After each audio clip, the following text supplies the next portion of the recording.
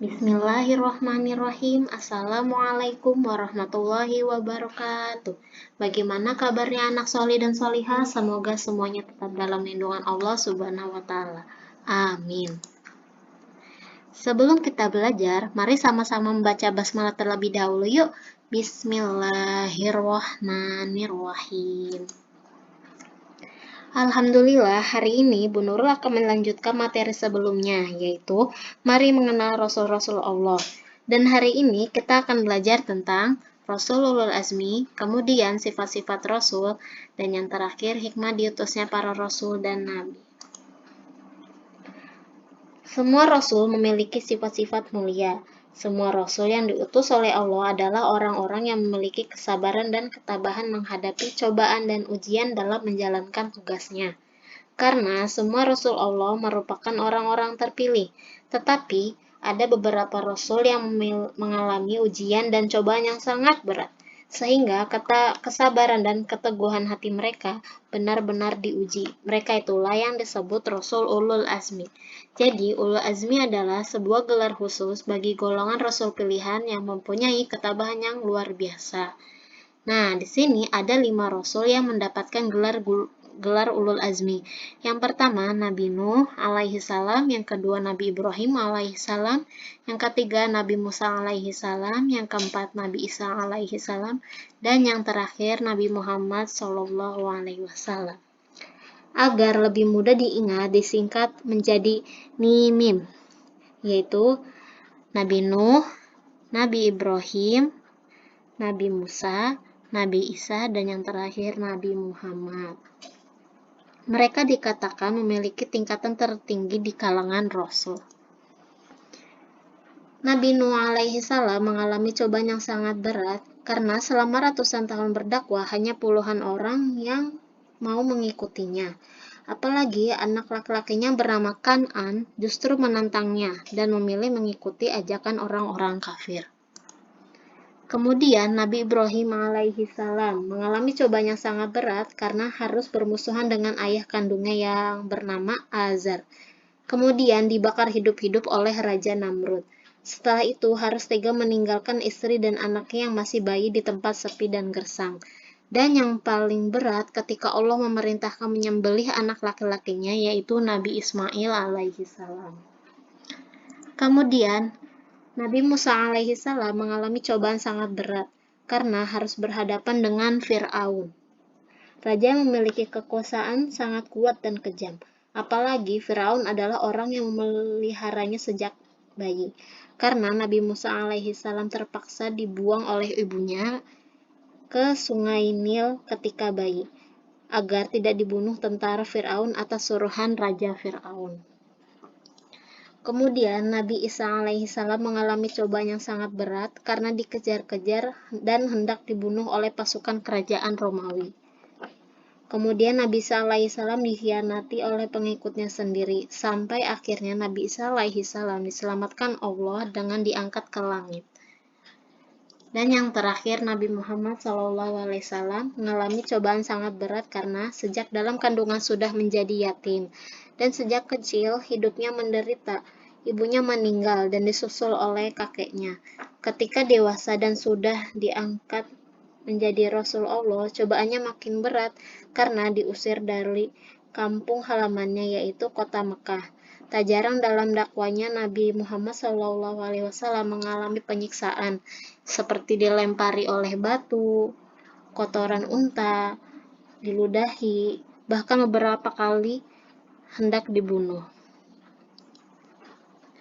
Kemudian sifat-sifat Rasul. Nah, di sini sifat-sifat Rasul ada 2, yaitu sifat-sifat wajib dan sifat-sifat mustahil. Yang pertama, sifat-sifat wajib ada 4. Yang pertama sidik, amanah, tabligh, fatonah. Sidik artinya benar dalam tutur kata dan tingkah laku.